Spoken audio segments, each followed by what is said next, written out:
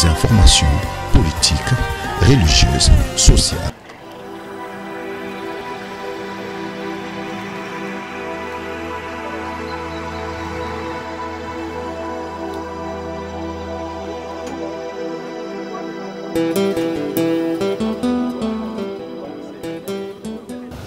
Merci beaucoup Balandi, ya Cœur d'Afrique Info, Pasteur José Moutima, toza awa na Kamina, na Olomami, touti Kamina, tozo kende bongo mboka moko babengi Kitenge.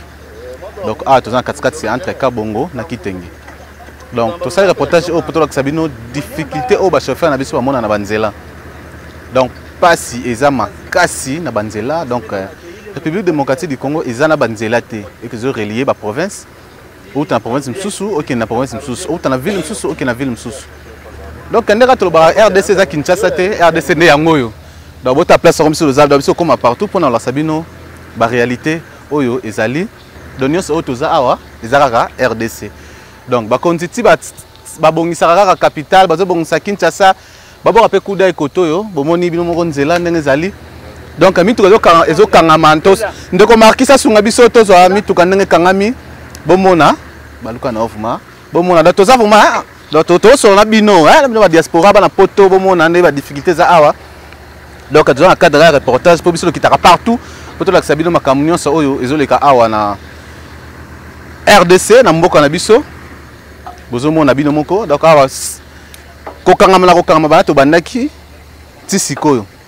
Alors toti kabilo muke bolanda na nzela ndenge nzela na biso ezali ndenge ba conditions ezali comme ça tozoma bandeko moko ba expliquer biso ba loba ba comprendre biso toza koto na okatanga da Swahili ndeko to ya makasi donc na sema ka Swahili pole.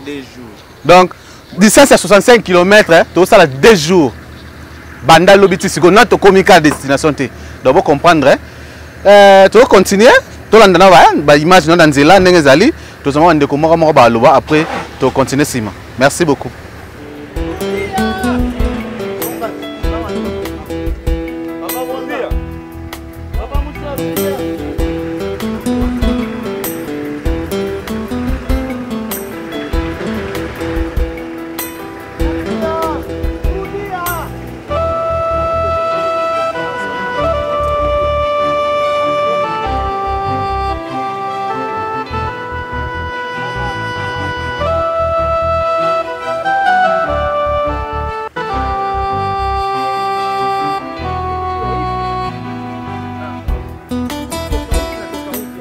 Ndeko mbote na yo mbote papa journaliste awa na zamba awa eza nini ba difficulté na yesi bino tubiso to fanda na kin to bimaka te to mikosaka.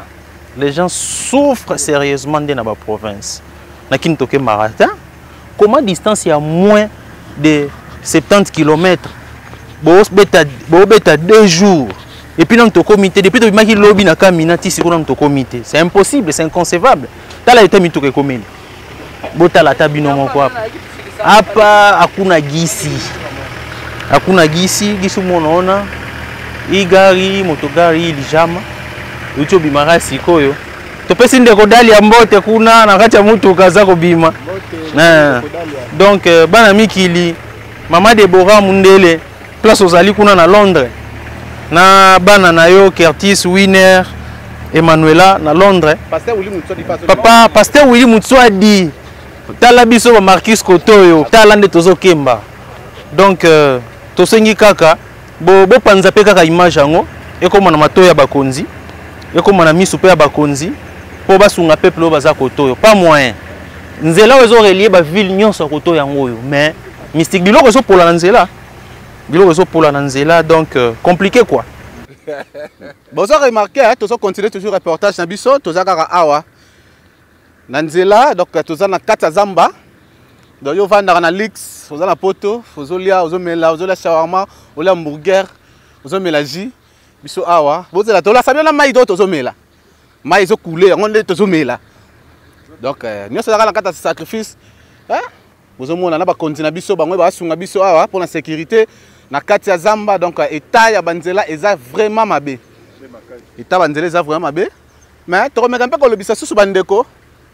Toza ndeko na biso moko aza na kati ya mutuka to meka mpe ko lobisa epe expliquer biso ba condition oyo eza awa. Donc pasi souffrance makasi na kati ya zamba.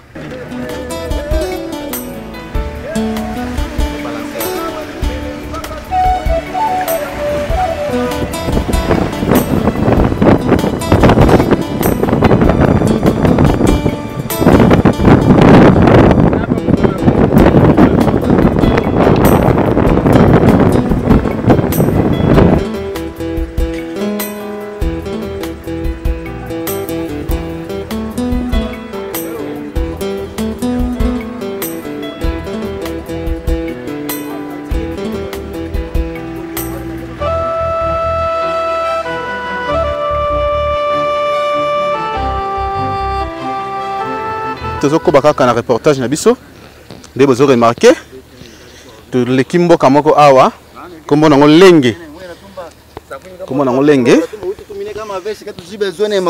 botala nzela awa eza mabe makasi nzela eza mabe makasi bomoni boni tozokoba mpona lakisa bino makambo ezosalama awa moni to bandeko basungi biso batieli biso banzete puke toleka malamu awa lao ndeko Reims nazoni yoka na nzela. Merci beaucoup, tozo continuer reportage na biso ndenge bozomona nzela ça tellement mabe awa eza likambo ya kitamata sur 75 km à Pamba otoyebisi bino tobeti 2 jours totamboli 25 km na mutuka 50 km oyo ezaka ya makolo okiti opusani malembe mutuka eleki pardon opus bomati kaka bongo. Donc tozokoba na reportage na biso tolakisa bino état ya banzela na biso awa utala ndeko chauffeur yoyo ndeko chauffeur nzela ndeni ni koto yo expliquer na bandeko balanda yo nzela vraiment papa nazobisa yo eza pasi tobimaki banda lobi yo moko omonaki ndenge tokangamaki na nzela moya koleka eza te. Donc toza na mokonzi toza na ministre national na biso ya santé vice ministre ya santé national mais ndenge vraiment mama aza makasi mama pe nga na sepeli vraiment ndenge asali pona moni mama courage oyo aza nango eza na bato nyonso te vraiment soki gouvernement na biso yoko sunga e po nzela batela biso mwa nzela po moni kote kitenge kabongo kamina bato baliaka na kamina eza pona parce que bozo rappel la visite ba konzi koto bayaka rappel nzela oyo apa mama nda yelela bon vraiment na kokosa bino te koto oyo banda vraiment kitenge koma kitenge nano ministre ata moko ya santé akoma te ba ministre national bayaka te mais ba oyo ya biso ya province bayaka tango mosusu mais nzela tala kaka eza nzela masango nini madeso biloko ebele eza koto mais po ekoma na kamina eza pasi vraiment to senga na gouvernement vraiment tala biso nzela nga naza chauffeur à camion na kumbaka pe ba voiture na ngai yango wana bozomona yango mais to senga epa bakonzi basunga biso pena basunga biso penza pona kobongisa nzela. Merci papa chauffeur. De rien, merci aussi papa. Merci papa chauffeur a expliqué biso nzela ou ba difficulté ba bazomona. Donc toza awa. OK. Toza awa na nzela. To continuer ko lobisa bandeko la biso. Pasteur Wule Mutwadi tozali awa. Nzela pasi. To mpe mama awa sufu na nzela mama boni. Malamu papa. Boni yo. Malamu. To moni ala nzela bozo sufu boye. Pona nini? Expliquez biso na état nzela oyo eza nini? État nzela oyo vraiment catastrophique. En tout cas bakonza mboka il faut batala penza likambu ya nzela ya Olomami. En tout cas ya nzela ya Kabongo moyen ba marchandise ya te moyen batu basala musala malamu ezate biloko eza kobeba na nzela moyen ezate vice ministre santé azomona oya ye likambu. En tout cas bakonza mboka bo soutenir mama oyo nzela yeli oyo eza nzela moko ya pasi mingi mboka oyo nzela oyo bonga soki boye te ata un tiers ya pamba ya kobongisa mboka nanu comité. C'est vraiment regrettable bakonzi bota likambo. Merci. Merci beaucoup maman. Bomoni maman aza parmi ba voyageurs bazo voyager na nzela oyo tozo continuer reportage na biso.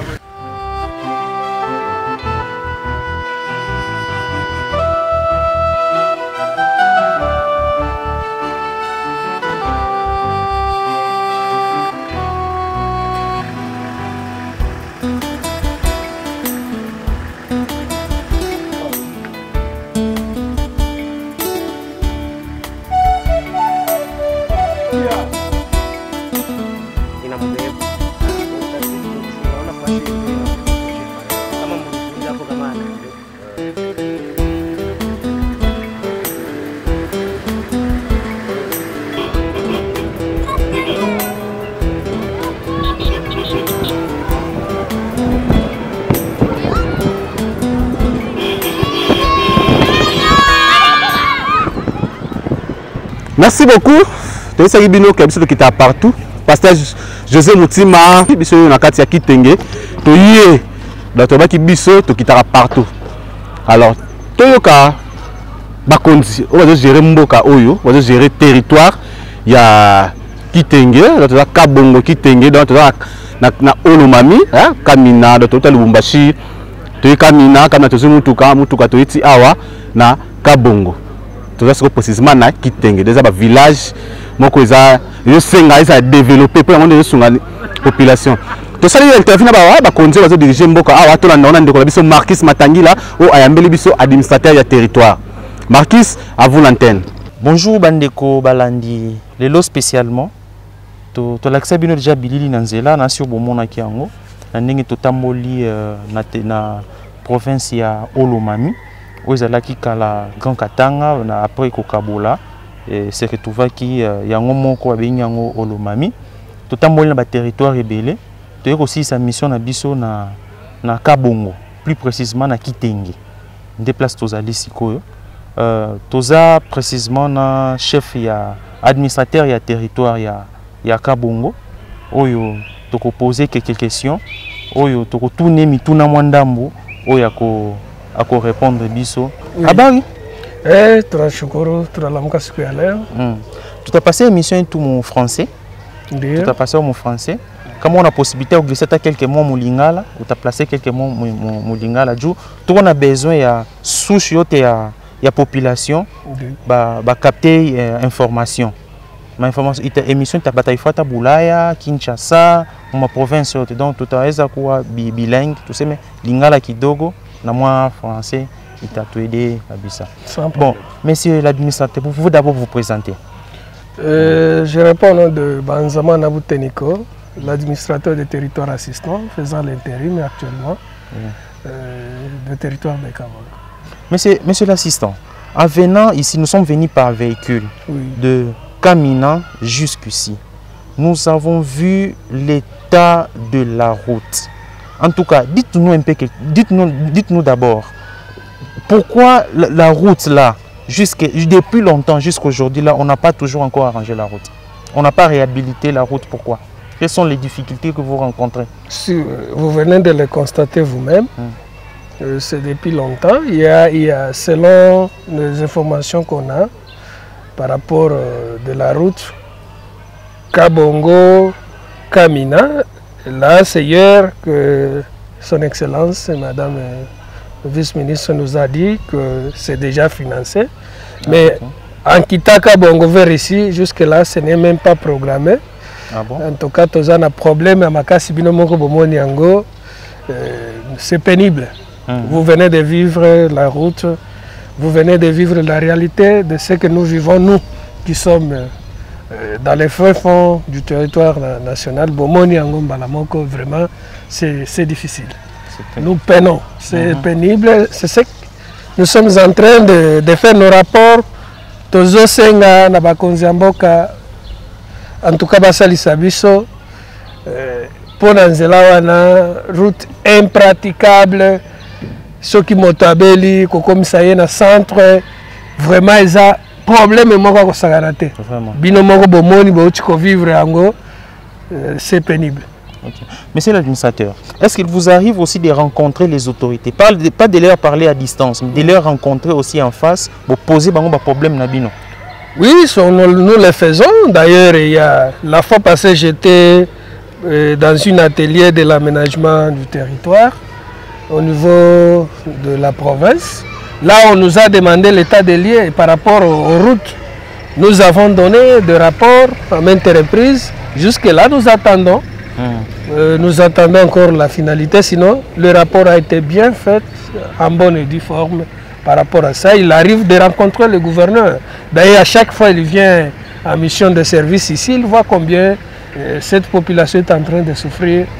Donc c'est grave. Et les élus de Kabongo, Bango, quand la promesse, avant, la propagande, va promettre, mais en réalité, ça la réalité. Est-ce que va bino réellement, le gouvernement central? C'est une question à se poser.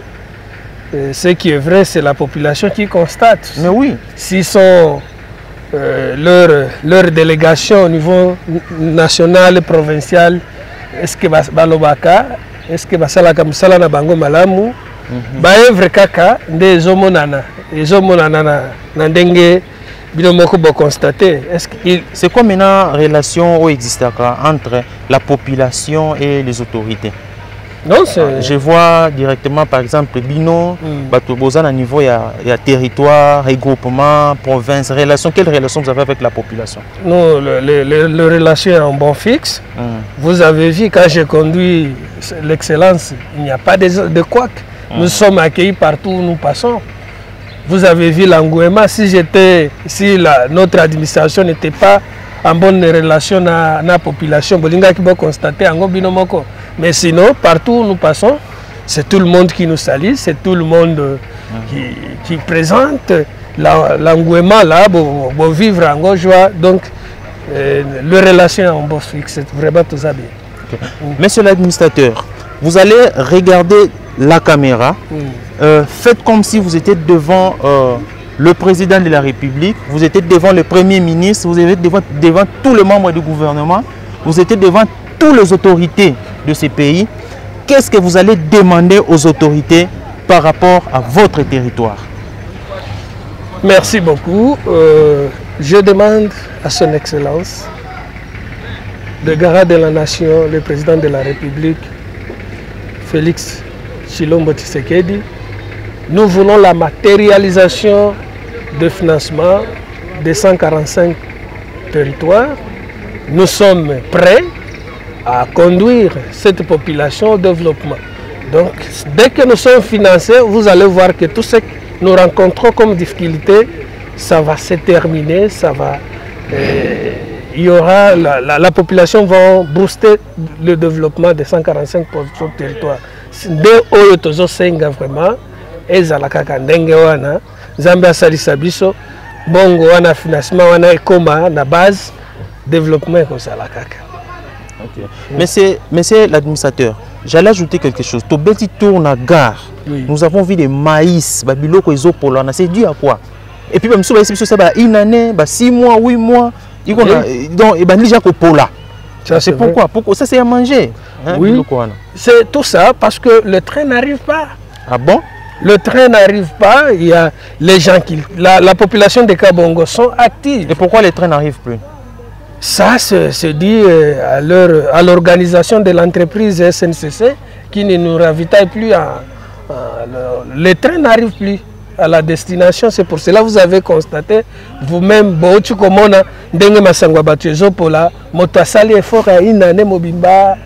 vraiment c'est grave.